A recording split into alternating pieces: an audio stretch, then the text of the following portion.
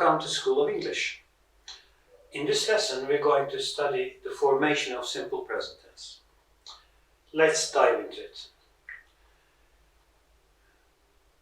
First of all, we're going to talk about the use of be in simple present tense. In present continuous tense, we use be, emissar, as helping verbs, but in simple present tense, we use be as the main verb. So it has a meaning.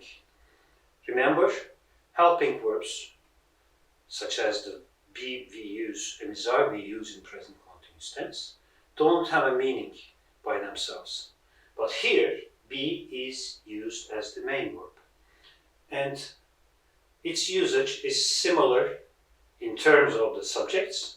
It's same with the use in present continuous tense.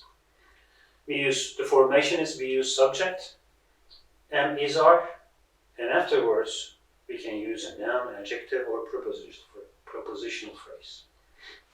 Let's have a quick look at the examples. I'm late. He's nervous. They are cheerful. I'm an engineer. He is shy, an adjective. They are at this station. At this station is the prepositional phrase. The key point here is we use be as the main verb, okay? Not like the be in present continuous tense.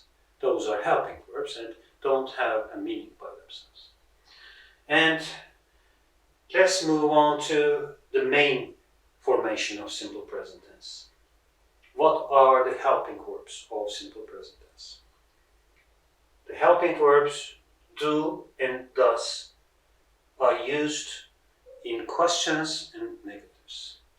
They help us to form negative or question forms.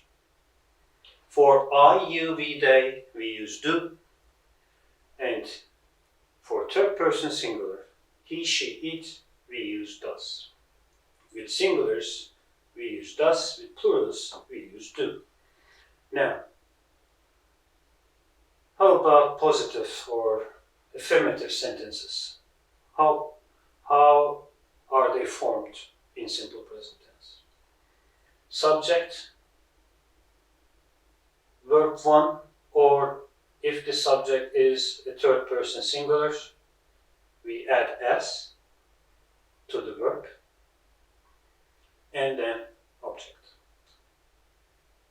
I speak English fluently. They speak English fluently. You see, it is used as verb 1, no s here. But if we use he watches TV every evening. We add the suffix s, okay? How about negative sentences? Again, we need not here. We use not as we did with all helping verbs.